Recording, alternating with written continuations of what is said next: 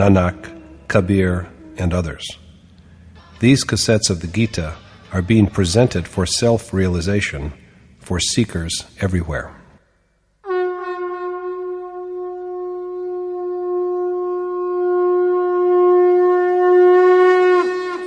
Om Shri Paramatmane Namaha. Yatharth Geeta, Srimad Bhagavad Gita. Chapter 6. The Yoga of Meditation. Whenever there is rank growth in the name of Dharma, of too many customs and practices, of forms of worship and prayer, and of schools and sects, some great soul makes his appearance, his advent, to demolish them, and to install and strengthen the one and only God, as well as to broaden the path of action that leads to Him. The practice of renouncing action, and thus of being known for wisdom, were also all too prevalent in the age of Krishna. That explains why Krishna affirms, for the fourth time, at the beginning of this chapter, that action is an essential, inevitable requirement of the ways of both knowledge and selfless action.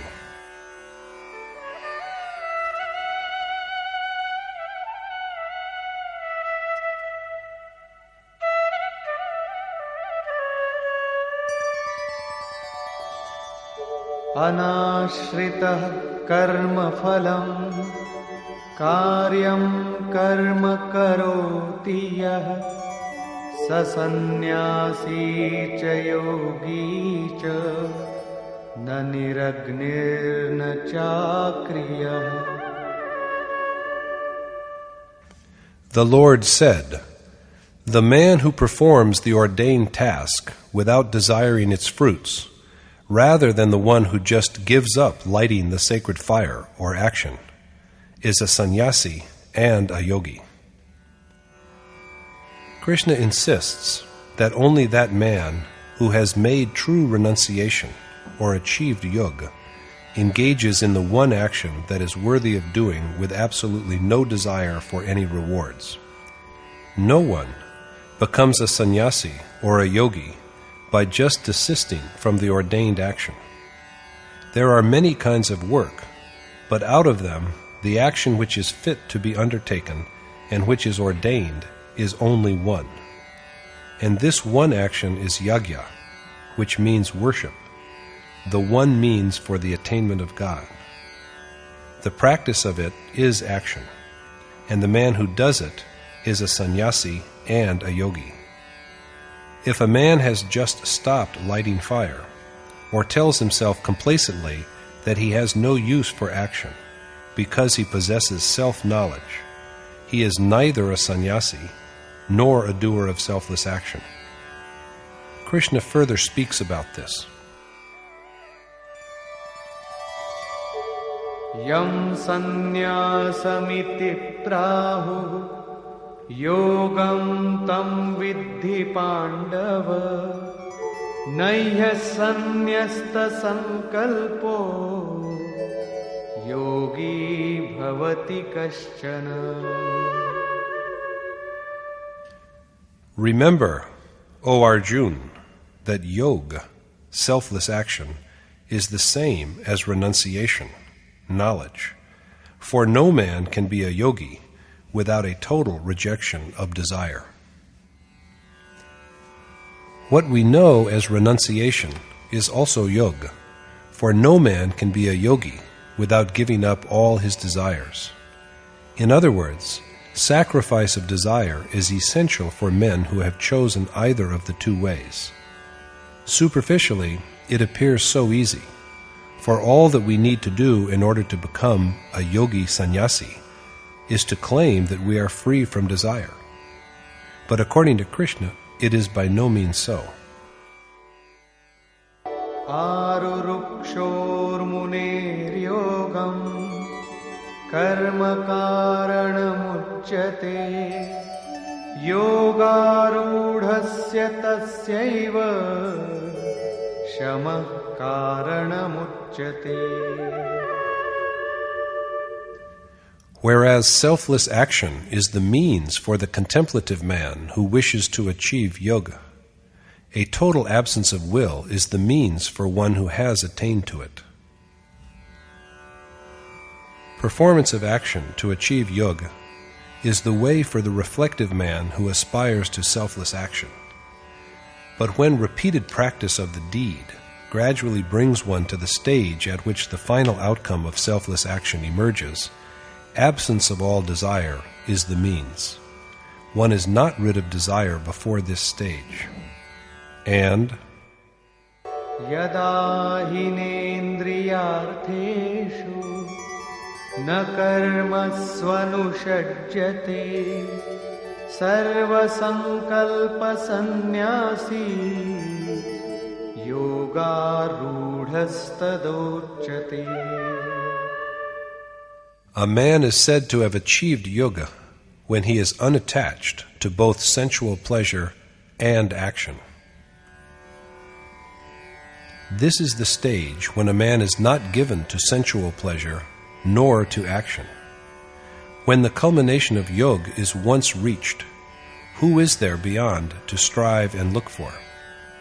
So there is no longer any need of even the prescribed task of worship, and therefore of attachment to action. This is the point when attachments are completely broken. This is sannyas, and this is also achievement of yoga. While a worshipper is still on his way and has not yet arrived at this point, there is nothing like renunciation. Krishna then speaks about the profit that accrues from the attainment of yoga. Uddharedatmanatmanam natmanamavasadaye atmaiva yatmano bandhu atmaiva ripuratmanam. Since the soul enshrined in a man is his friend as well as his foe, it is binding on a man to lift himself by his own effort rather than degrade himself. It is a man's duty to work for the salvation of his soul. He must not tempt him to damnation, for the embodied soul is both his friend and enemy. Let us now see, in Krishna's words, when the self is a friend and when an adversary.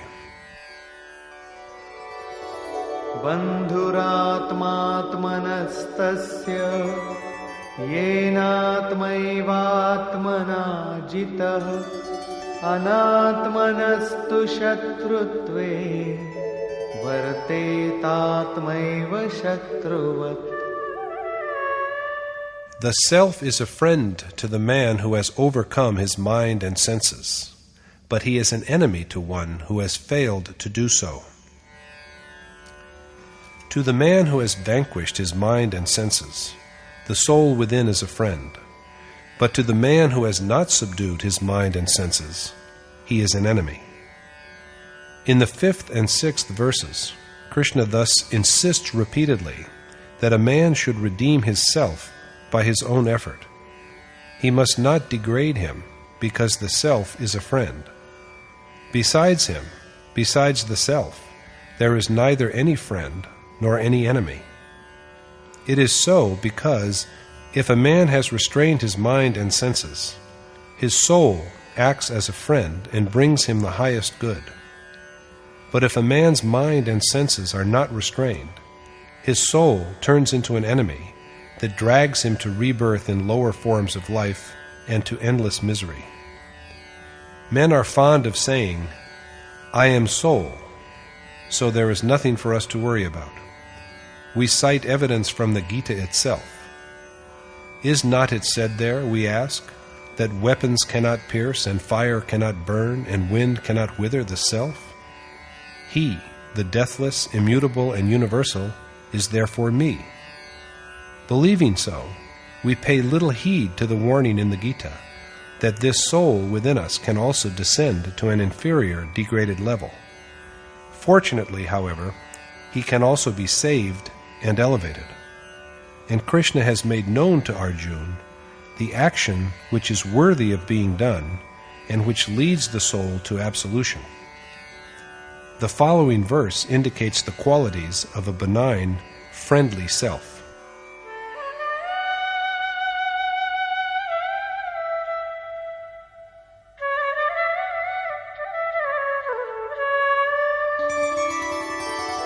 जितात्मनः प्रशान्तस्य परमात्मा समाहितः शीतोष्णसुखदुःखेषु तथा मानापमानयोः. God is ever and inseparably present in the serene heart of the self-abiding man who is unmoved by the contradictions of heat and cold, happiness and sorrow, and fame and infamy.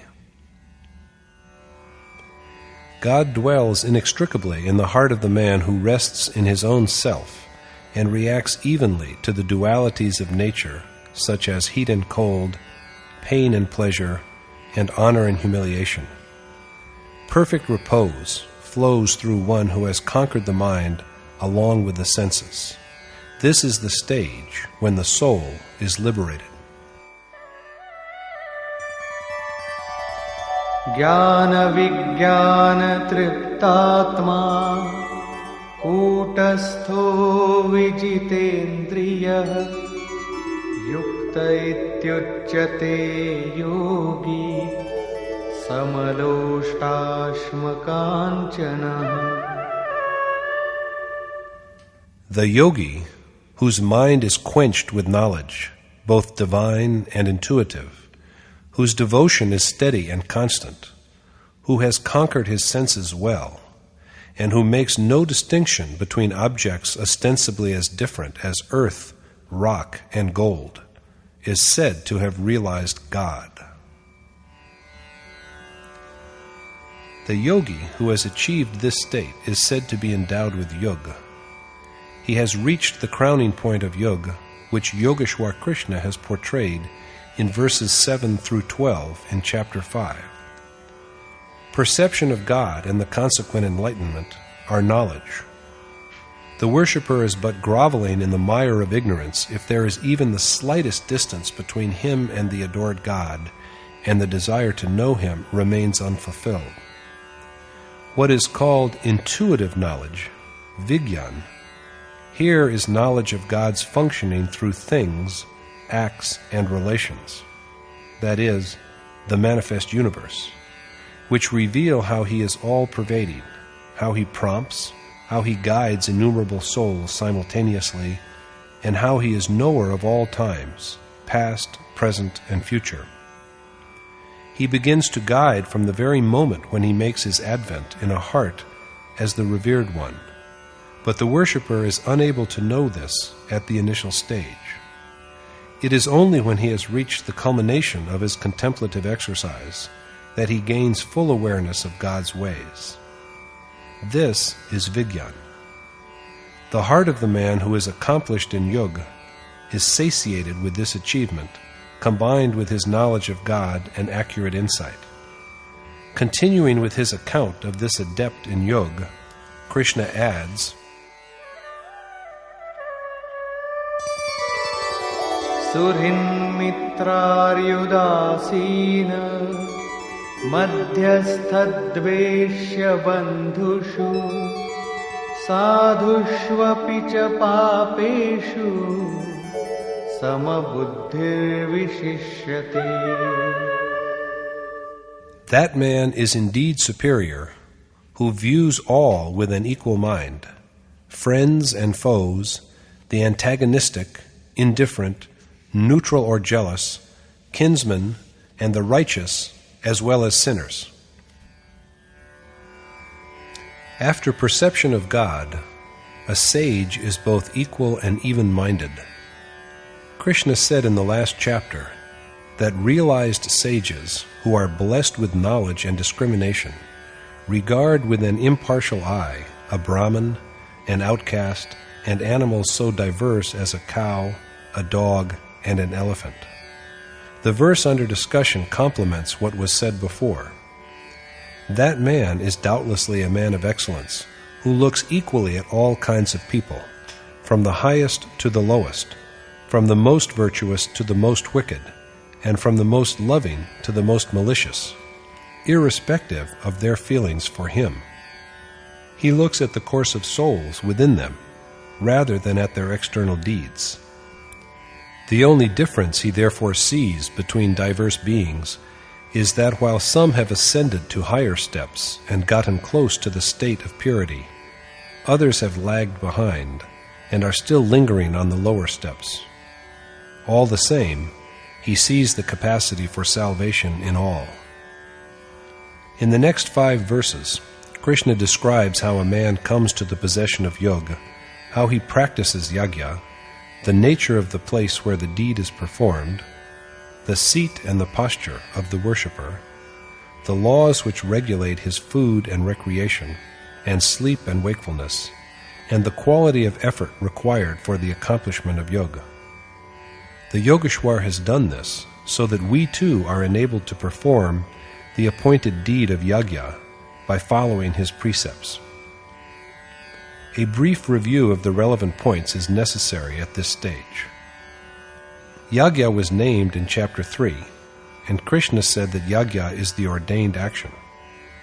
In chapter 4, then, he elaborated the nature of yajna, in which the outgoing breath is sacrificed to the incoming breath, the incoming breath offered as oblation to the outgoing breath, and the mind is restrained through serenity of the vital life winds. The precise meaning of yajna is, as we have seen, worship, the deed that enables the worshipper to traverse the path to the adored God. Krishna has also dwelt upon it in chapter 5. But matters such as the seat of the worshipper, the place of worship, the posture of the worshipper, and the manner of worship have not yet been touched upon. It is only now that these subjects are taken up.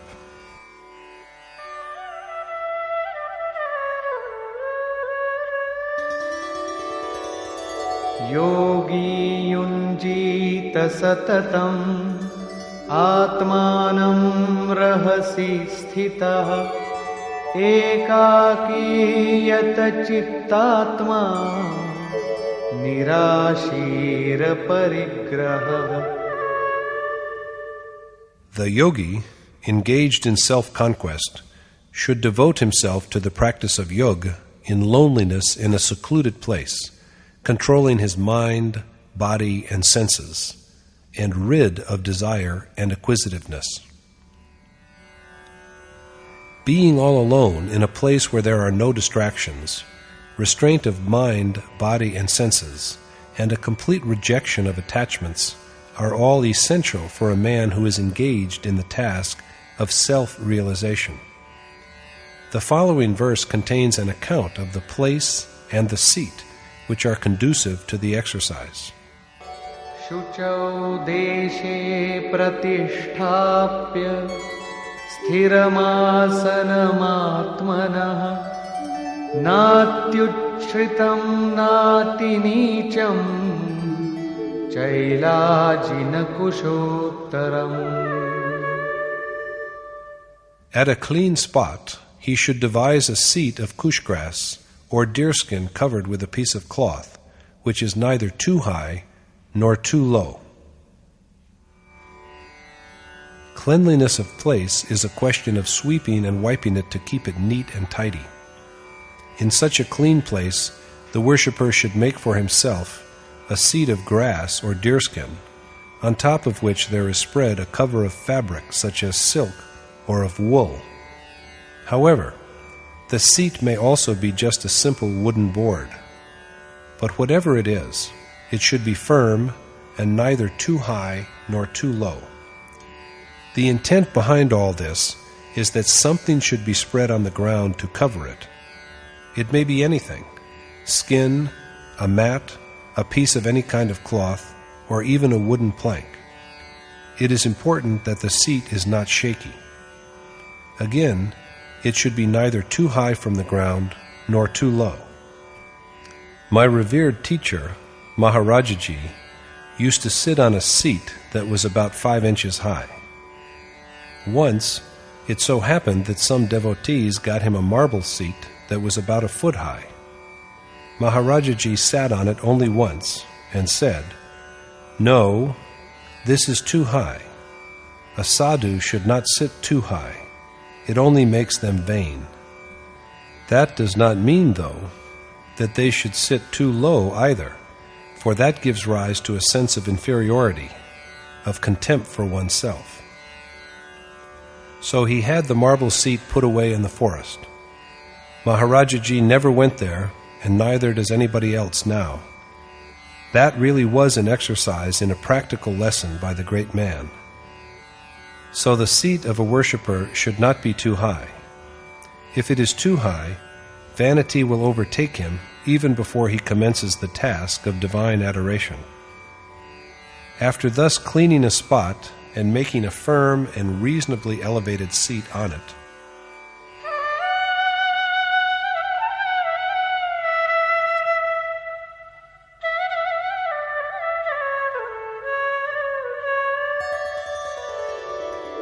तत्रैकाग्रं मनः कृत्वा यतचित्तेन्द्रियक्रियः उपविश्यासने युञ्जात् योगमात्मविशुद्धये. he should then sit on it and practice yoga, concentrating his mind and restraining the senses for self-purification. Next, then, the posture of sitting.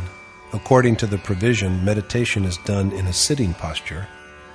The manner in which the worshipper should sit while engaged in contemplation is taken up. Samankaya shiro grivam dharayanna chalam sthirah samprekshya nasikagram svam dishashchanavalokayan. Holding his body, head, and neck firmly erect, his eyes should concentrate on the tip of the nose, looking neither right nor left. In the course of meditation, the worshipper should keep his body, neck, and head straight, steady, and unmoving, like a column of wood, as it were.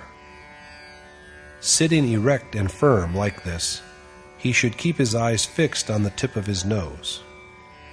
Rather than meaning that he should watch the tip of the nose, the directive is that the eyes should look straight in line with the nose. The tendency of eyes of restlessly flitting here and there must be curbed. Looking straight in line with the nose, the worshipper should sit unmoving, and Prashantatma vigatavhi brahmachari vrate sthitah manah sanyamya machitto yukta asita matparah. Abiding in continence, fearless, serene at heart, alert and restrained in mind, he should surrender himself firmly to me. What actually does continence, brahmacharya vrat, celibacy mean? People usually say that it is restraint of the sexual urge, but it has been the experience of sages that such restraint is impossible so long as the mind is associated with objects, sights, touch, and sounds which inflame the urge. A true celibate, brahmachari, is rather one who is engaged in the task of realizing God, Brahm. The brahmachari is a man of Brahm-like conduct, a doer of the appointed task of yajna that leads men to attainment and ultimate dissolution in the eternal, immutable God. While doing it, the external sensations of touch and of all such contacts of the mind and other senses have to be excluded in order to concentrate the mind on contemplation of God, on the incoming and the outgoing breath, and on meditation. There are no external memories when the mind rests on God. So long as these memories last, the absorption in God is incomplete. Currents of deviation flow through the mind, not through the body. When the mind is wholly occupied with its adoration of God, not only does the sexual urge, but all the other physical urges also cease. So dwelling in conduct that will take him to God, free from fear, in a state of repose, and with a restrained mind, the devoted worshipper should surrender himself totally to an accomplished teacher. But what is the outcome of all this?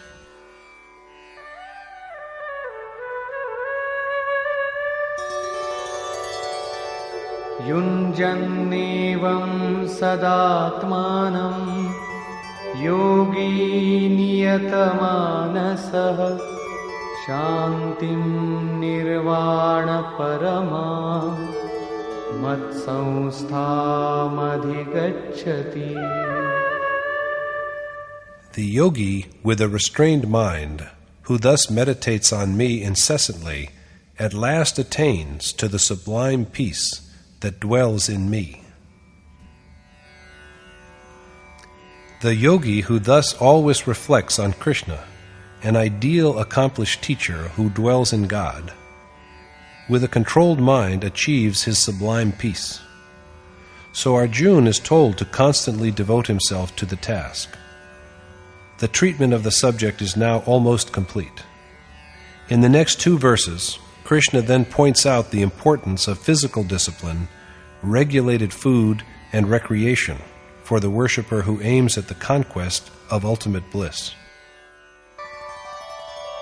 Natyashnatastu yogosti na chaikantamanashnatah na chati swapnashilasya Jagrato naiva charjuna. This yoga, O Arjuna, is neither achieved by one who eats too much or too little, nor by one who sleeps too much or too little. Moderation in food and sleep are necessary for a man who wishes to be a yogi. Now, if the man who eats and sleeps immoderately cannot achieve yoga, who can? Yuktahara viharasya yukta cheshtasya karmasu yukta swapnavabodhasya yogo bhavati dukkhaha. Yoga, the destroyer of all grief, is achieved only by those who regulate their food and recreation, who strive according to their capacity, and who sleep in moderation. If a man eats too much, he is overtaken by lethargy, sleep, and negligence, and the act of meditation is simply not possible in such a condition. On the contrary, fasting will weaken the body, and there will not be enough strength to even sit straight and firm. According to my revered teacher, one should eat a little less than one's need. Recreation, as understood here, is walking according to the available space. Some physical exercise is a necessity. Circulation is slowed down in the absence of such exertion, and one falls prey to illness. How much a man sleeps or remains awake is determined by age, food, and habit. The most exalted Maharajaji used to tell us that a yogi should sleep for 4 hours and be constantly engaged in meditation. Men who curb their sleep by force, however, soon lose their sanity. Along with all these, there should also be sufficient effort for the accomplishment of the undertaken task, for without this, the act of worship cannot be carried out well. He succeeds in achieving yoga who excludes all thoughts of external objects from his mind and who is constantly engaged in meditation. This is what Krishna emphasizes again. Yada viniyatam chittam आत्मन्येवावतिष्ठते निःस्पृहः सर्वकामेभ्यो युक्त इत्युच्यते तदा. A man is said to be endowed with yoga when, restrained by the practice of selfless action and contented with self, his mind is freed from all desires. Thus, when disciplined by the practice of selfless action, the mind of a man is firmly centered on God and is indeed dissolved in Him, and when there remains no desire, the worshipper is said to have attained to yoga. Let us now see what a well-restrained mind is.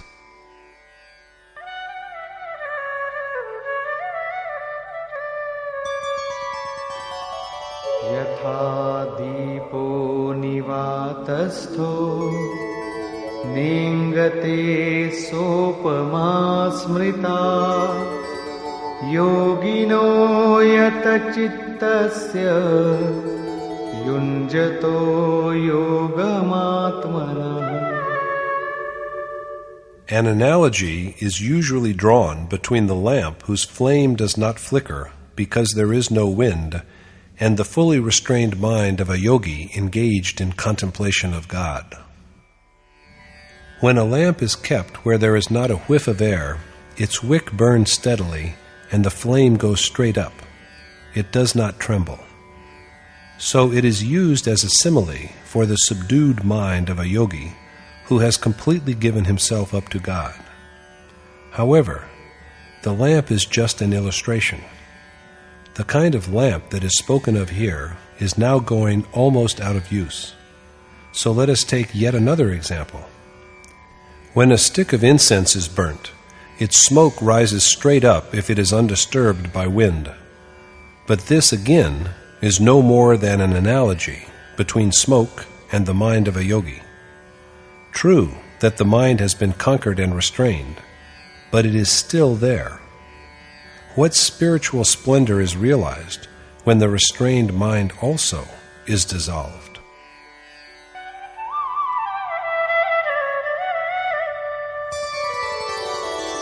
Yatro paramate chittam niruddham yoga sevaya yatra chaivatmanatmanam pashyannatmani tushyati.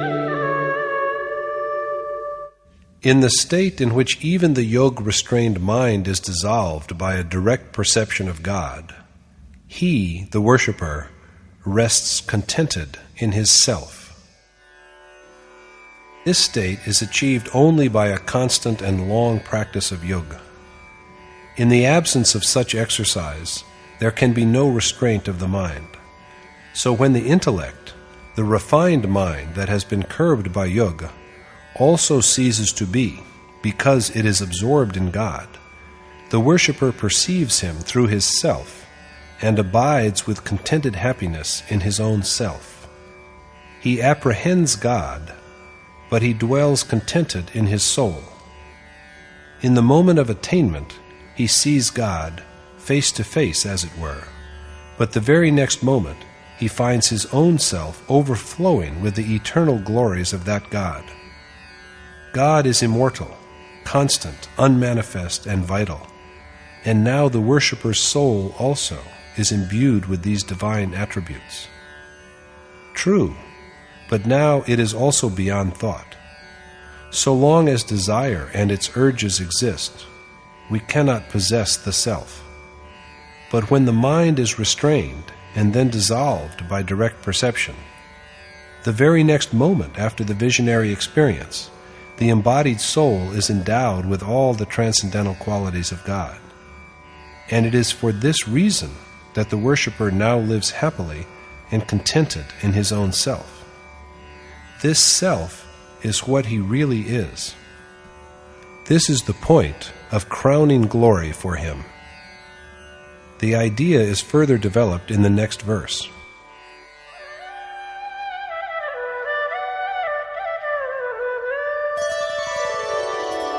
सुखमात्यन्तिकं यत्तत् बुद्धिग्राह्यमतीन्द्रियम् वेत्ति यत्र न चैवायं स्थितश्चलति तत्त्वतः.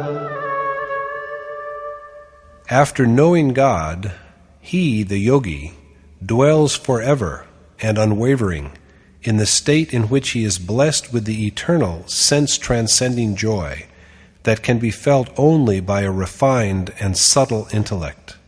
And such is the state after attainment in which the worshipper lives forever and from which he never strays.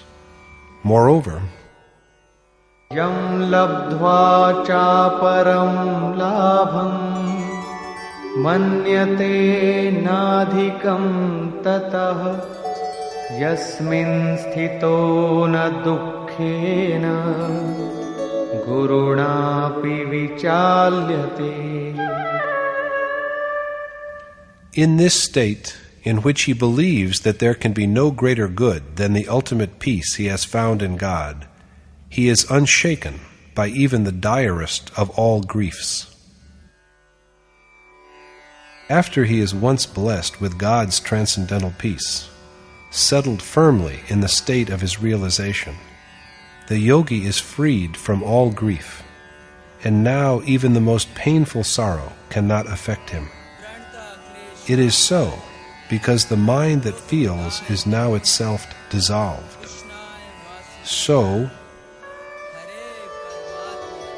Tam vidya dukkha sanyoga viyogam yoga samgitam sanishchayena yoktavyo yogo nirvinna chetasa. it is a duty to practice this yoga, untouched by miseries of the world, with vigor and determination, and without a sense of ennui. That which is equally free from worldly attraction and repulsion is named yoga. Yoga is experiencing the final beatitude. Attainment of the ultimate essence that is God is yoga. Engaging in this yoga without a sense of monotony or boredom, ennui, and with resolution is a sacred obligation. He who is patiently engaged in selfless action is the one who succeeds in achieving yoga.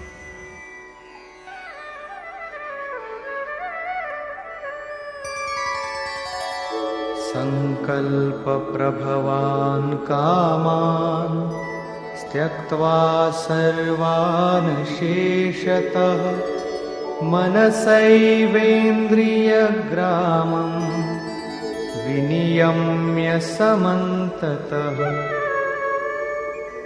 Abandoning all desire, lust, and attachment, and pulling in by an exercise of the mind the numerous senses from all sides. It is a man's duty to sacrifice all the desires that arise from will, along with attachment to worldly pleasures, and restrain well with his mind the senses from straying here and there. And after having done this, Shanaihi shanairuparamid buddhya dhriti grihitaya atma samstham manah kritva na kinchidapi chintayet. his intellect should also rein in the mind firmly and make it contemplate nothing except God, and thus, step by step, he should proceed towards the attainment of final liberation. The final dissolution in God comes only gradually with the practice of yoga.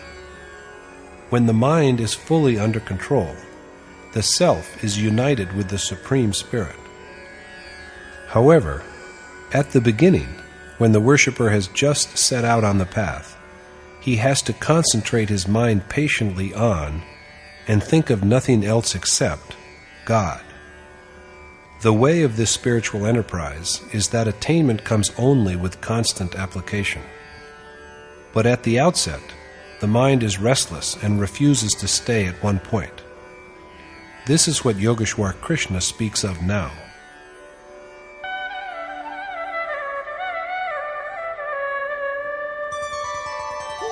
Yato yato nischarati manaschancalamassthiram tatastato niyamyaitad atmanyeva vasham nayet.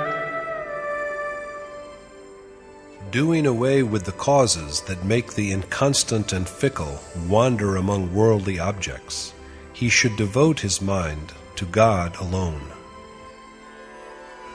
Strictly keeping out all allurements that tempt the changeable and restless mind to associate with worldly objects, the worshipper should try repeatedly to confine it to the self. It is often contended that the mind should be let free to go wherever it tends to go.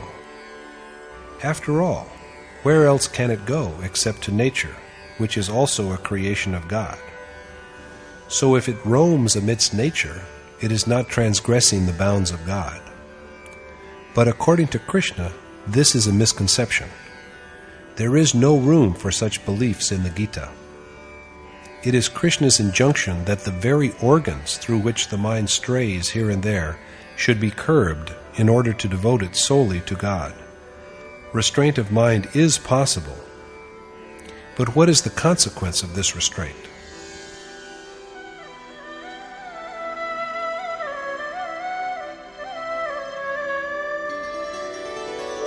Prashantamanasam yenam yoginam sukhamuttamam upaiti shantarajasam brahmabhutamakalmasham.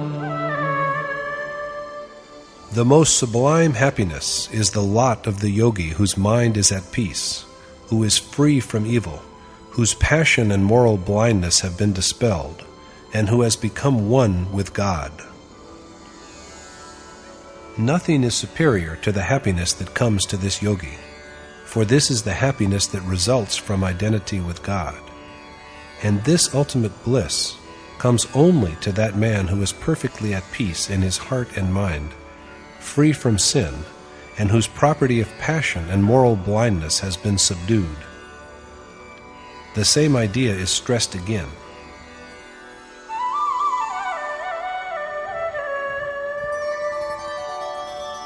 Yunjannevam sadatmanam yogi vigata kalmashah sukhena brahma samsparsham atyantam sukhamashnute.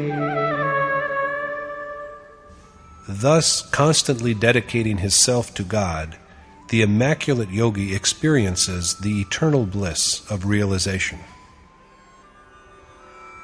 The emphasis here is on sinlessness and continuous devotion. The yogi needs to possess these qualities before he can experience the blessedness of touching God and merging into Him. So worship is a necessity.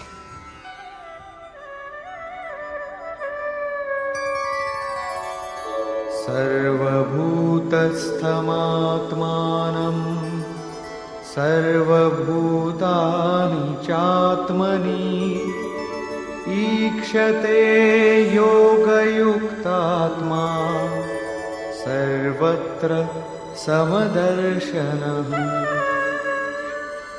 The worshipper, whose self has achieved the state of yoga and who sees all with an equal eye, beholds his own self in all beings and all beings in his self. Yoga brings about the state in which the even-minded worshipper sees the extension of his soul in all beings and the existence of all beings in his own soul. The advantage of the perception of this unity of all beings is the burden of the next verse. Yo mam pashyati sarvatra sarvam cha mayi pashyati तस्याहं न प्रणश्यामि स च मे न प्रणश्यति. From the man who sees me as the soul in all beings, and all beings in me, Vasudev, I am not hidden, and he is not hidden from me. God is manifest to the man who sees him in all beings, that all beings are imbued with his spirit, and all beings are abiding in him. God also knows his worshipper in the same way. This is the direct encounter between the yogi and his prompter. This is the feeling of kinship between God and man, and salvation in this case arises from the feeling of oneness that brings the worshipper intimately close to his adored God.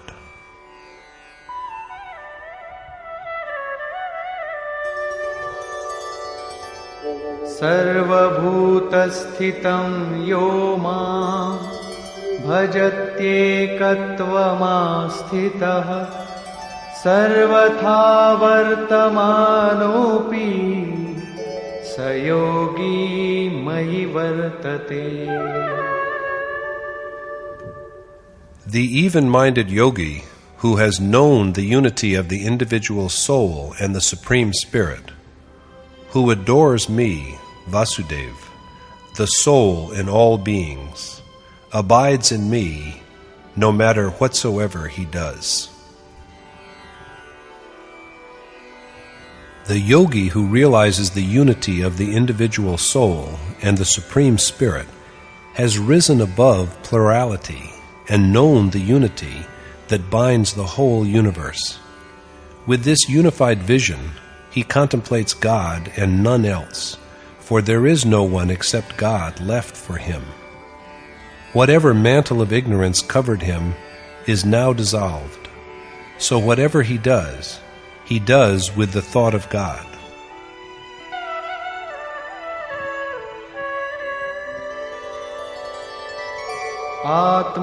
आत्मौपम्येन सर्वत्र समं पश्यति योऽर्जुन सुखं वा यदि वा दुःखं स योगी परमो मतः. O Arjuna, the worshipper who perceives all things as identical and regards happiness and sorrow as identical, is thought to be the most accomplished yogi. The man who realizes that his self is also the self of all other creatures, who makes no difference between himself and others, and for whom joy and grief are the same, is the one for whom there are no longer any distinctions nor discriminations. So he is rightly regarded as a yogi who has attained to the highest excellence in his discipline. But no sooner has Krishna concluded his discourse on the consequences of perfect mental restraint than Arjuna expresses a fresh misgiving.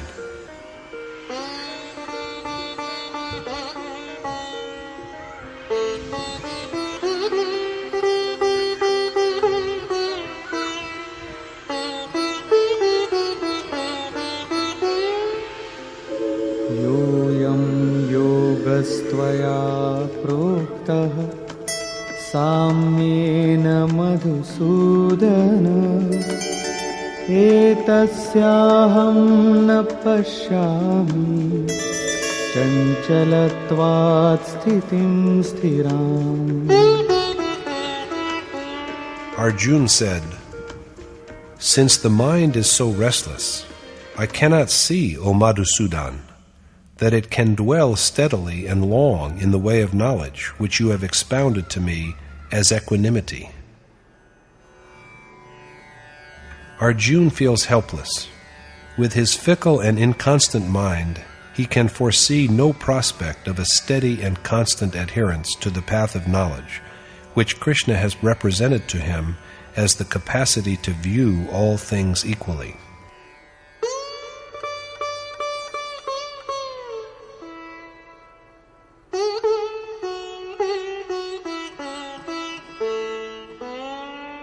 Chanchalam hi manah Krishna Pramathi balavadridham Tasyaham nigraham manye Vayoriva sudushkaram.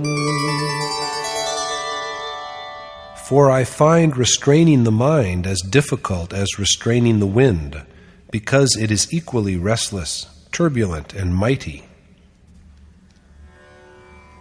The mind is so fickle and restless. By nature it is something that churns and agitates, obstinate and powerful. So Arjuna is apprehensive that trying to restrain it is going to prove as futile as tying up the wind. Checking the mind is therefore as well nigh impossible as checking a storm.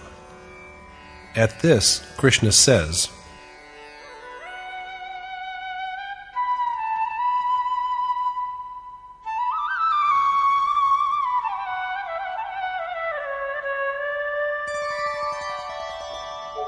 Asamshayam mahabaho Mano durnigraham chalam Abhyasena tu kaunteya Vairagyena cha grihate.